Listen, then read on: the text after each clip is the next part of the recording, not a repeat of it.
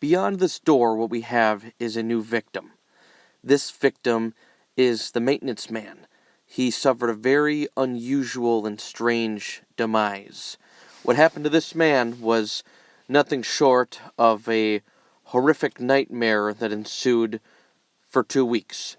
This man was a victim. What happened here was this man went into this door, and behind it was something unimaginable. It was nothing, and that is precisely what killed him, in a sense. It was nothing.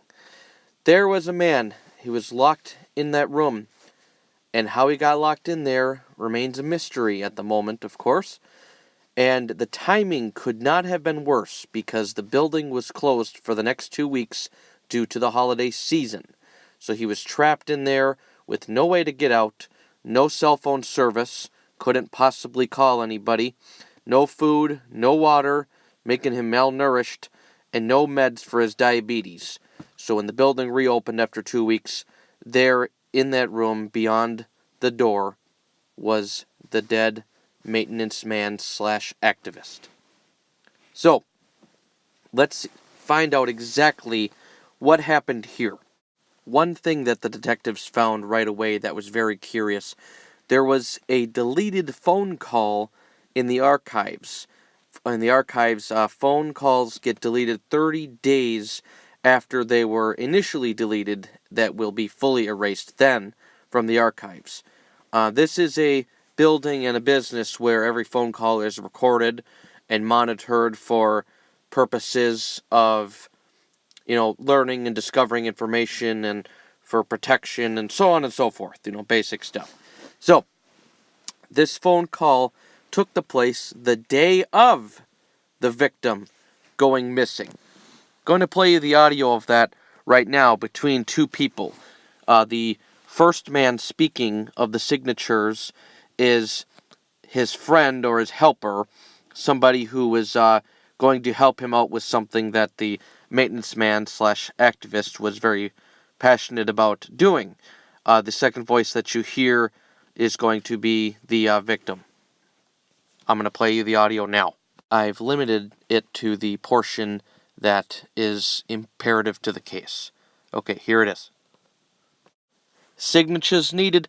I can meet you right away after you rally up some support. We have one shot at this. The governor is a busy man, and I'm lucky to have enough time to get just a few moments of his time. I know. I have to figure out when to schedule my lunch break. And I'll be on the floor hollering at everybody for support. Okay, good. So what about tonight? Should we be busy tonight, you think? I mean, I don't know the market all too good. Well, 10 to 1, that could work. See you right after. Appreciate you giving me the chance. Okay, good. Don't be late. I won't have another opportunity for you like this. Goodbye. So, as we were learning from this conversation, basically, this was an opportunity for the maintenance man to get some sort of answers in the form of lawsuits, basically, that were going to be filed against the very rich CEO and business owner that operates this building.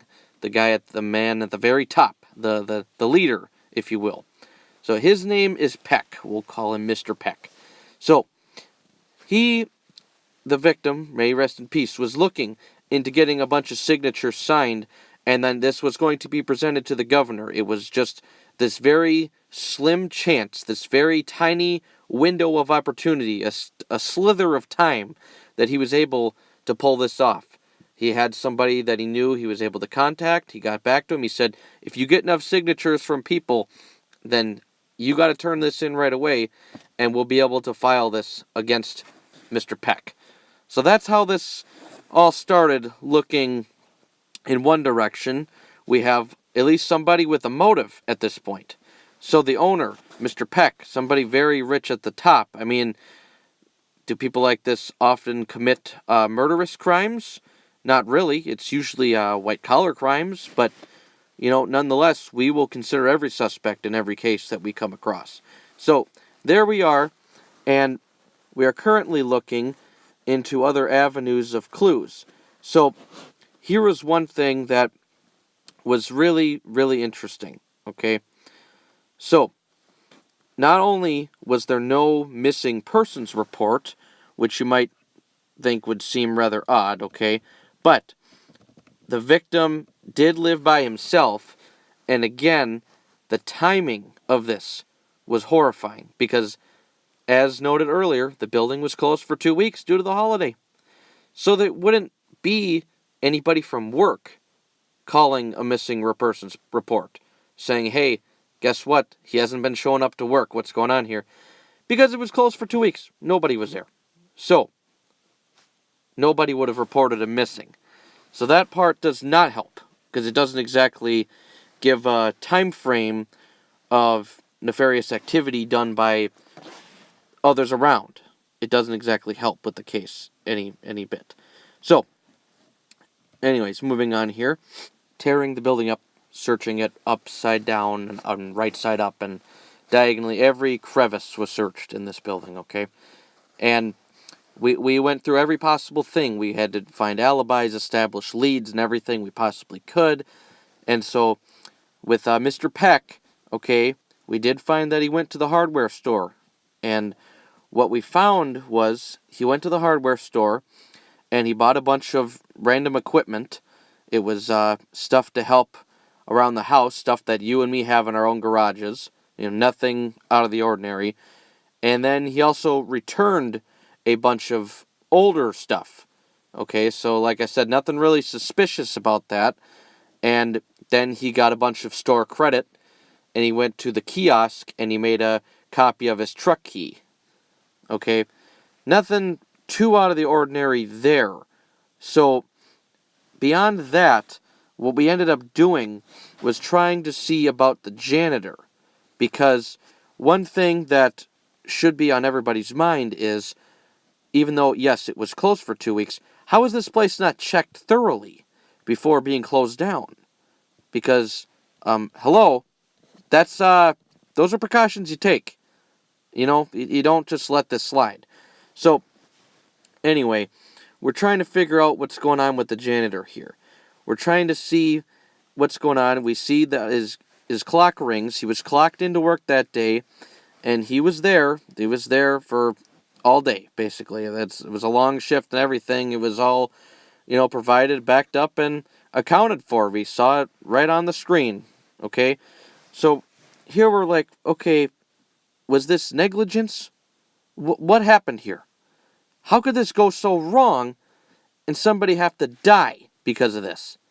We're really trying to figure out what's going on here.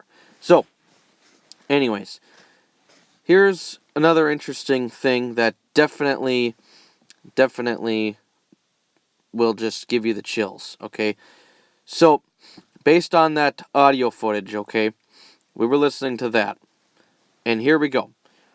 We looked at the nighttime, as was suggested in the call, because they were basically agreeing that was going to be the busiest time, and he had to schedule his lunch break so that he could use his lunch break to go out there and be an activist and try and get a bunch of signatures on his clipboard and go forward with the lawsuit and everything. We cannot find this man. Okay, this is beyond messed up.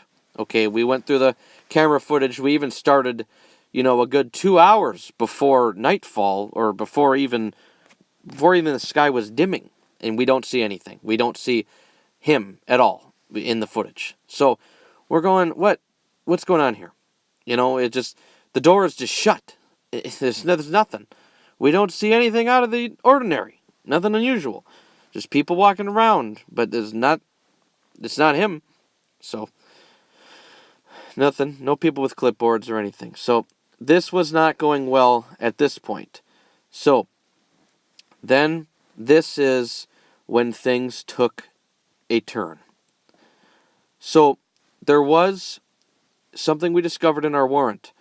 that it was for the door. The very door, mind you, that locked him in to his death, to his demise. So we looked at the work order put in. And you know what's crazy? There was no work order. Okay? But it was in the completed work orders files. What exactly does that mean? How are we supposed to interpret that? So here we go, seeing that the work order for the door that killed somebody was fixed. It says it was fixed. Something's not right here, folks. How is the door fixed? Explain to me this. How can a door be fixed if a man couldn't escape it? And it made him die. It made him starve to death. That's something is not right here. Something is not registering in the common sense department. So, this is when we decided to try something, and it actually paid off.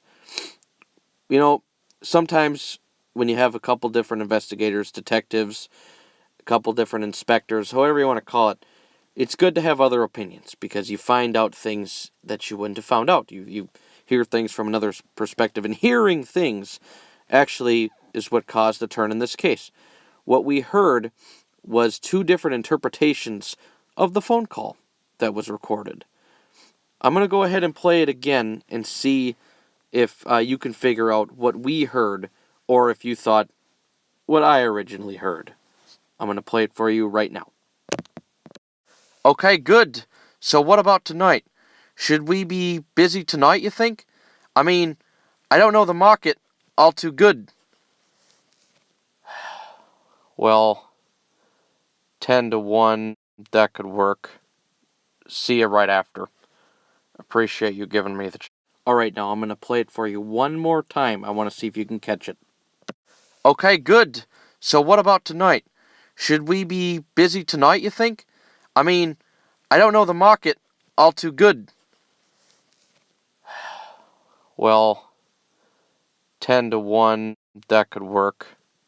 See you right after. Appreciate you giving me the chance.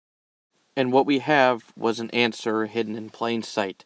See, when half of us investigating this heard this audio, what we thought we heard was him giving him odds or a ratio. We thought he was saying 10 to 1, it's going to be busy, as in, hello, it's going to be very busy. 10 to 1, that means clearly it's more likely to be busy than for it to be not so busy. So, after hearing tonight from the other caller, here we go thinking, okay, he's talking about tonight. But what he actually was saying was a time frame. He actually was saying 10 to 1, as in the time 10 to 1, 10 a.m. to 1 p.m. So this man was actually, the victim was giving the other caller a time frame. So that was eye-opening. That was shocking. So then what we decided to do, we looked at the footage again, and we decided to start playing it between the times of 10 and 1. Well, we obviously jumped back a little bit earlier and a little bit later, but the point is we made sure to cover between 10 to 1 to see exactly when he showed up. And what we did, I'm going to show you right now, if you would take a look. This is what happened in the moments of the footage before the disappearance. Watch closely. The door is open. It is propped open by a cone and the light is on. All of a sudden, all the lights went out in the building. And if you can count it on your hand, it was just a matter of a few seconds. But then look at what you see. The door. It's shut again. As we see for the rest of the footage, for the rest of the day on the door. So, here we go. We have ourselves looking at the disappearance that took place. Because this door, there's hours and hours of footage of this. This door was never opened again until the body was taken out. That is a solidified fact in this case. So, this is when the case went from 0 to 100 very, very quickly, because now we got a couple of things to worry about. For one thing, where is the cone? Where is it? it is nowhere to be found. The footage just goes down to black, and here we thought there was something wrong with the cameras, but no, the lights went out. Sure, it was just for a few seconds, but somebody had access to turning all the lights out, and then clearly that door is shut, and it ain't opening again until it was too late. So, we're trying to figure out exactly what went wrong here. And where is this cone? This cone is no longer there propping up the door that was doing it beforehand. And when you search this place with a warrant and you don't find a cone, but you see it in the footage, that strikes us as odd. Okay, and that should strike you all as odd as well. So, this is just getting weird. So, yeah, there's a work order that says that this door was to be fixed, or was already fixed. It doesn't say when, so there's very, very interesting trying to figure this out. So, now what we do is we go and have a preliminary interrogation with Mr. Peck, because we see here that he has a motive. So, we go ahead and we go in to see Mr. Peck, okay?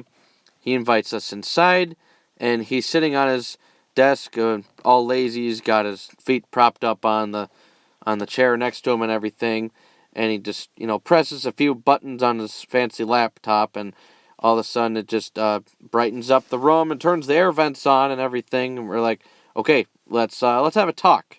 So, here's what we need to understand from you, Mr. Peck, and we're giving him the business here. We're explaining how this something is not right here. So, what he's telling us is that the janitor would have had access to the door and the lights. He has the key, and he knows all over the place that the janitor worked all day, and it's his responsibility to do the inspections. So if anything, he would be negligent in this case. So he's passing the buck. He's saying, hey, the janitor's got it. And you know what? He's kind of got a good point. I mean, at this point, the janitor would have access to everywhere, and as I was saying before, why wasn't everything inspected 2 weeks before, a day before 2 weeks of the building being closed? What's going on here? Trying to figure this out. So, we really don't know what to do from here. We're trying to establish the motive is there, okay? That's what I'm trying to understand. The motive is there, but there's a thing called reasonable doubt, folks. You can't just arrest somebody because they don't seem like the nicest guy in the world or the nicest woman in the world, okay? Mr. Peck had a motive, for sure. Did he come across a phone call? Yes. Did it say things about him and him getting lawsuits against him and costing his business a bunch of problems for the future? Yes. But is that proof of murder? Is that proof of negligence? Is that proof of anything? At this point, no. It is not. It is something, but you don't have anything to go with it. Okay?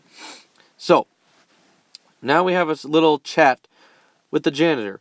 And the janitor comes off as the most astounded human being in the world when you talk to him. You would have thought that this poor man was giving birth. Okay? This man said he didn't even work that day. And we're just as confused. We are simply, our jaws hit the floor with a fast, fierce velocity. How did he not work that day? Excuse me. Something didn't register in our ears when we heard that. He didn't work that day. Okay, we have it on the computer. He was clocked in. He worked that day. We have it for a long time. He worked that day. And he also claims he never said anything about the door. He didn't tell him about anything about the door. He didn't talk to Mr. Peck about any door. So that was another very strange situation. And that he said if there was anything to do with the door, he's not the one that did anything about it. Because it never went on to his list, his checklist, his to-do list or anything. It wasn't something under his plate. So, that being said, the confusion just continues to muster, and now we have, again, 2 possible suspects, but, and yes, there is a motive, but we don't have enough to go on. Again, beyond a reasonable doubt is very important. I cannot stress that enough. So, trying to figure this out. We decided we're going to go the extra mile here. We go looking through all the trash. We didn't find anything too crazy, too suspicious or whatever. So we take it all the way down to the dump. Yes, we got into the dump, to the filth, to the worst smells that nostrils can come across. That is where we went to. And what we found was something that definitely was a break in the case. This was, I'm not going to say a turning point, but definitely a break. We found a cone. We found a cone. And after looking very carefully at the footage, this cone, yes, appeared to be a match, but that's not enough. You need science to back you up. You can't just claim it was a match and be okay. So we did the right thing. We got some experts on the case. We took something to be used as an internal yardstick to be held in the same spot by where that door is on the footage, in new footage, showing how tall the cone was to see if the cone that we found in the dump was the same height, so on and so forth, etc. And it was. It matched. And that's not the only thing that matched, folks. It also matched, that's right, you guessed it, well, possibly you guessed it, Peck's fingerprint. We got one fingerprint matched. This was big. This was certainly giant. Does this prove guilt, though? Once again, no, it doesn't. But it definitely gives us leverage with a second interrogation. I will say that. So, we go ahead and have another chat with them. And at this point, we're still on friendly terms. I mean, we didn't have to use the handcuffs or anything. So, we're talking to Mr. Peck. And we're letting Mr. Peck know a couple of things, a couple of very important pieces of information that I believe he would love to know about. So, we say, all right, you know what? We got no camera footage showing the janitor coming to work that day. Okay?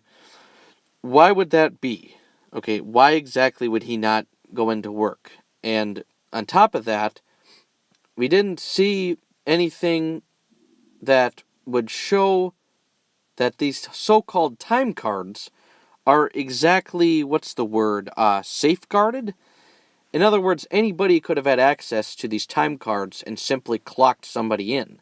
It's not that hard to do, in fact. These are just kind of laying around by the time clock. They're not locked in a safe. They're not in people's wallets. They're right out there for anybody to grab. Okay? So, that being said, we told Mr. Peck as well that his fingerprint was found on the cone propping the door open in the trash, which then was taken to the dump site. So, why would that be? We really stressed and hammered this point to him. Why exactly would he grab a cone, which we have his fingerprint, and then throw it away, knowing that he didn't need it anymore? That was the way we put it. After that victim was dead, he didn't need it anymore, so he threw it away. So we really stressed that on him, and he was very pissed off, and he said, why wouldn't I throw away a cone?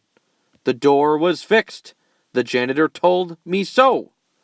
So, he said the door is fixed, okay? We tell him, you said it was fixed? Well, clearly it wasn't fixed if he was stuck inside and he died there. So why did you report it fixed? Because we found it in the fixed work orders pile of all the information of showing everything that was completed. Well, his response was that the janitor told me it was fixed, so I put it as completed, because why wouldn't I believe him? So, we told him because he couldn't have been there and available to fix it, but you were there, and the maintenance guy, the victim, was likely going to grab some signatures in support of cutting you down some major numbers. Wasn't he about to do that?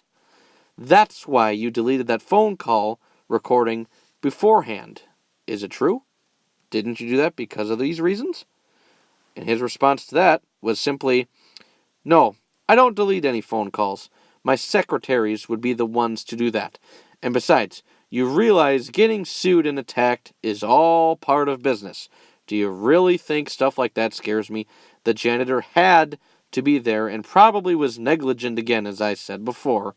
Why would he tell me that the door was fixed so I could throw away the cone? And another thing, knowing that we were closing for 2 weeks for the holiday season, why on earth would I give the janitor the day off?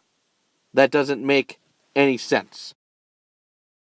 What we needed to do was establish some other things about this from other angles of this case.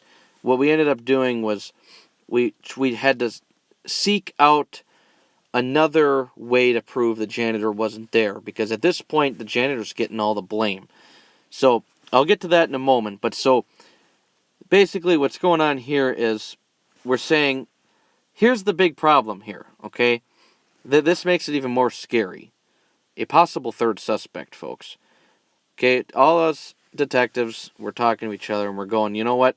He couldn't have done this all by himself, because there's one giant problem here. Okay, he can't have someone turn off the lights, which is in the top floor of the building, okay, and then lock the maintenance guy into the room on another floor, while the timing of this, as you saw in the footage, it was just a few seconds, a few moments at that, of the fading out of the lights turning off. So he couldn't be in two places at once. So he had to have some help.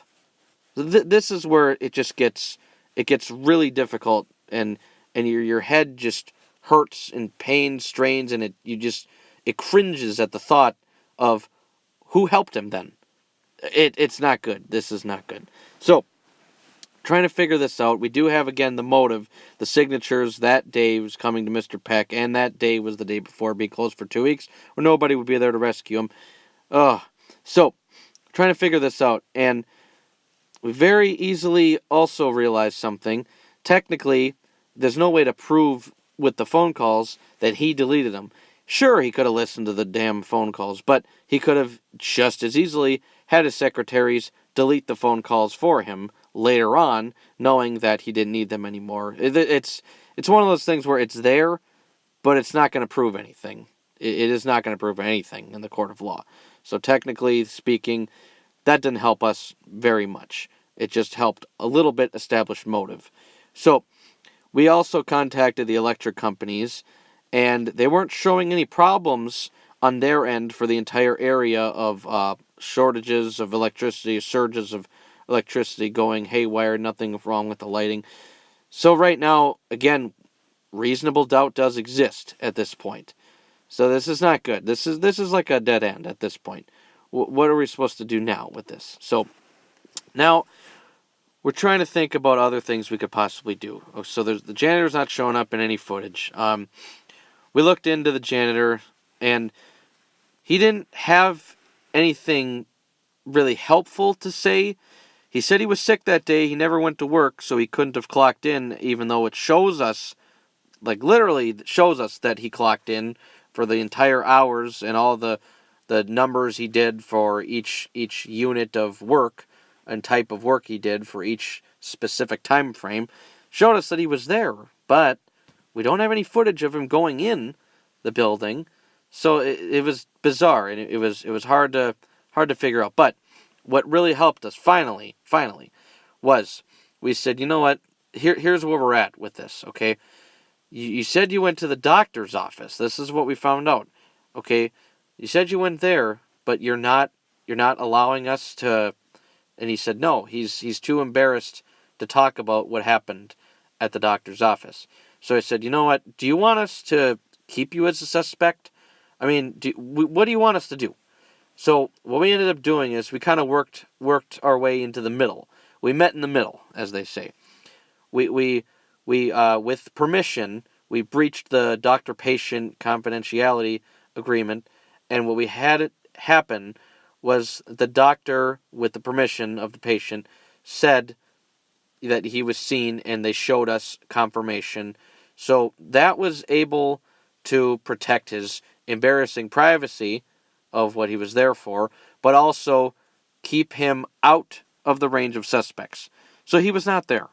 He was not there that day. And we had enough evidence to prove that he was not there, especially since this doctor's office visit was at 10:20 in the morning. You realize it would have been impossible for him to make it from work at the time of the victim's disappearance and to then travel to the doctor's office. It wouldn't have worked.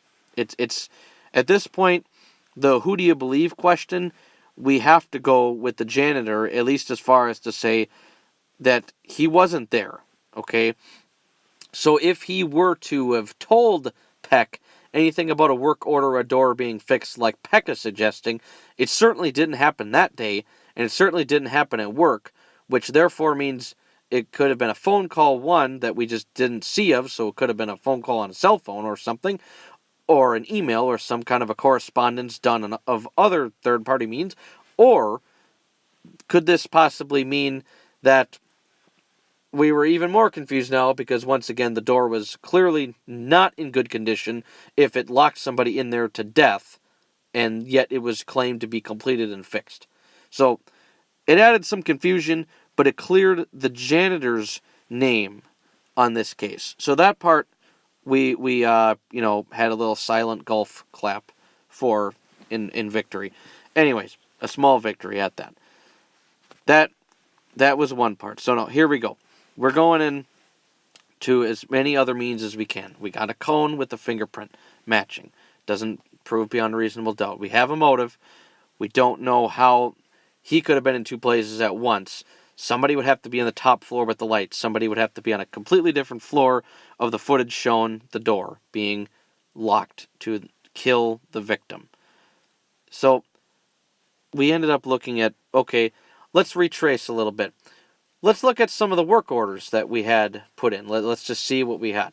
So we're looking at the work orders, and we happen to find interesting little tidbit, a little factoid that we came across. It was a work order for getting the lighting installed in a secure app on the laptop for emergency purposes. We thought, hold on a second. Like, hold on a couple of hard, long seconds here. There is a way to use the laptop to manipulate the lighting in case of emergencies. Which, then again, to be fair, this isn't exactly uncommon. There is a lot of businesses and buildings that can be controlled remotely with the lighting for when people are working at home, but working for another place. It is not, I'm not saying that this is an extreme circumstance or anything like that. I'm not saying that. But this was put in there. So that does carry an interesting point here. Could that have assisted Mr. Peck? So here's what we're doing now. We're going to arrest Mr. Peck. But it doesn't stop there. We have another plan here. Okay? We arrest him.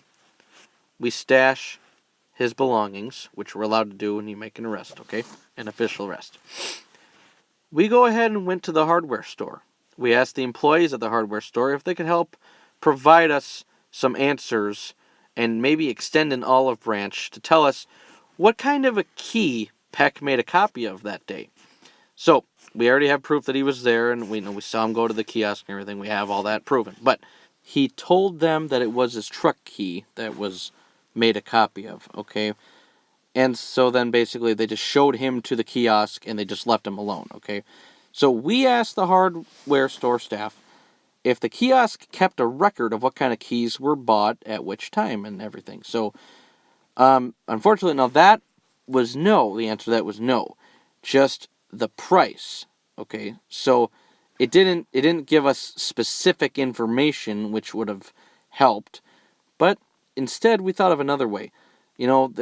Instead of trying to positively prove something, we tried to prove a negative, if this makes sense. So what we did was, because as luck would have it, if it only shows the price, what we did was we looked into each registered car of Peck's.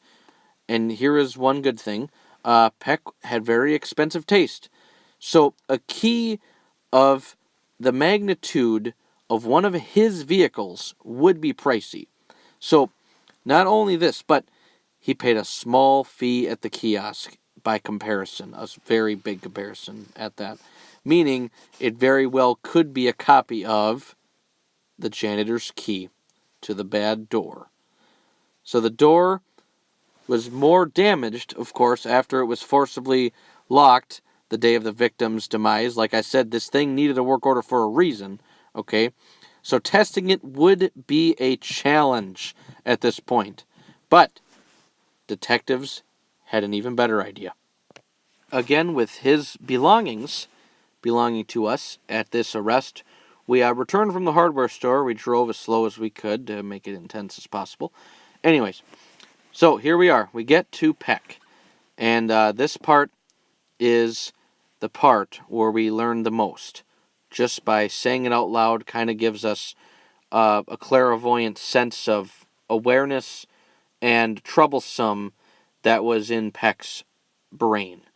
So, we told Peck, the janitor you keep pointing the finger at was in fact sick that day, but not as nauseous as your face makes me.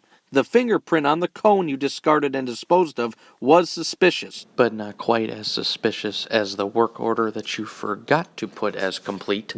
You having had handheld access to the lighting for the entire building with your laptop, that places you directly at the crime scene.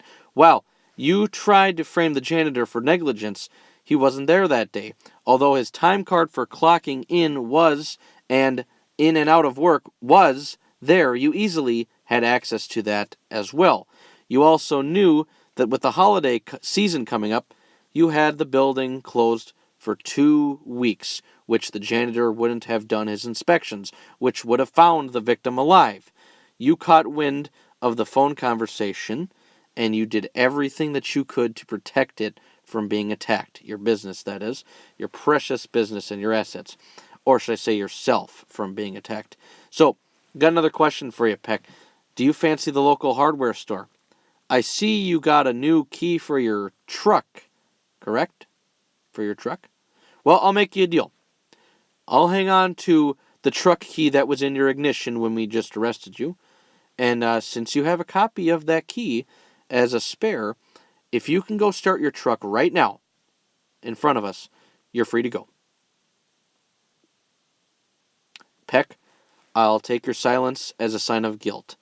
You don't have another truck key, do you? Of course not, or you'd be halfway to the bar right now. And you don't want to tell me what kind of a key you had made a copy of, because that would solidify your guilt. That was the end of that conversation. Needless to say, the Miranda rights and everything forthwith was read to him, and a slur of insult. Peck was arrested, and he was finally charged with murder, found guilty beyond a reasonable doubt. To summarize this case, time is still the number one killer of us all, although politics is a very close second. In this case, it certainly was a mixture, a cocktail of both of them, with a sprint of evil on top. So, this was an opportunity for Mr. Peck to ruin another person's opportunity. The poor maintenance man was there to try and get some signatures from people to galvanize support to stop him and his company. He was going to do some lawsuits. It was going to do some damage against him and his assets, which would have been good for the majority of the people in the case. Mr. Peck heard this conversation, took advantage of that information, and sought to put a stop to it by any means necessary, including illegal methods, which in this case led to murder from malnourishment and so on and so forth. And that being said, he had to do what he had to do, so he tried his best to frame the janitor, and by sheer coincidence, the janitor did not show up to work that day, but by sheer coincidence going in Mr. Peck's favor, the building was going to be closed for 2 weeks, so it was exactly the perfect timing in that sense to commit this crime. So he did what he had to do. He did the lighting. He made it seem like you would have had to have 2 people. He couldn't have been the one to have done it all by himself.